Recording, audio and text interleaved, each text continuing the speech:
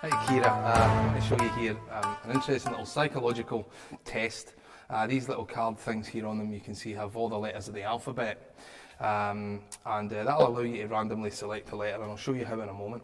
On the other side they have a list of these questions here, and what the questions will do is allow you hopefully to form a strange image of some kind in your mind, something that you probably wouldn't just dream up of your own accord. And that's kind of the point of the thing. So in order that we start, what I'm going to do is give you this here, take this pen, and without looking at where any of the letters are, because you shouldn't really know, I just want you to touch the pen against, but go behind your back when you do it, and just touch the nib against the letter side, and then bring it back out.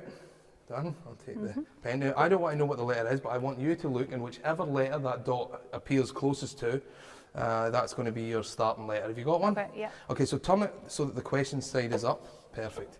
And now we're going to start to ask these questions, and this is where you'll start to form an image. And incidentally, I should tell you, some of these questions you may not be able to answer because of whichever letter you have in your mind. Okay. So let's start with the first question. It says, can you think of a planet in our solar system that starts with that letter? No. That's no problem. We'll move on to the next one. Can you think of a colour that starts with that letter? You can think of a colour. All right, so now you've got a colour in mind. Let's change it up, and your new letter will be the last letter of the colour. Okay. Okay, so now you've got a colour in mind and a new letter. Right. And can you think of a zoo animal that starts with that letter? Yeah. Right, okay. And again, we'll jump to the last letter. So now you've got a colour and an animal, and a new letter, the last letter of the animal, yeah? Yeah. Can you think of an insect that starts with that letter? No. No. How about a musical instrument? Yeah. You can think of a musical instrument. So what have we got? A colour, an animal, and now a musical instrument. We could have went further, but we don't need to because 3 is probably enough.